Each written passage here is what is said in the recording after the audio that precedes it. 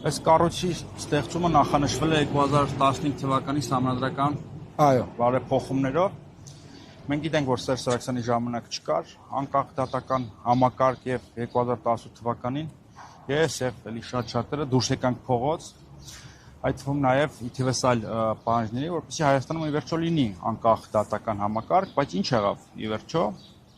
Սերժի դատարանները փոխարինվեցին Նիկոլ Փաշինյանի դատարաններով եւ դատական համակարգը դարձավ կուսակցական արդարադատությանը սպասարկող ինչ-որ համակարգ, եթե միջնադարում կային ինկվիզիցիոն դատարաններ, ապա 21-րդ լուսավոր դարում կան կուսակցական դատարաններ, որոնք ամբողջությամբ սպասարկում են ՔՊ-ին։ Առաջ ՀՀԿ-ին էին սպասարկում, հիմա ՔՊ-ին։ Սա աղետ է, առանց անկախ դատական համակարգի որևէ պետություն չի կարող արդյունավետ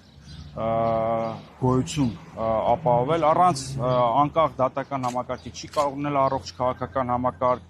առանց անկախ դատական համակարգի չի կարող լինել առողջ բիզնես միջավայր։ Անցած խոսում են ներդրումների մասին, որովը լուրջ ներդրող չի ուզենա գա մի տեղում ներդրումներ անի, որտեղ որ չկա վստահելի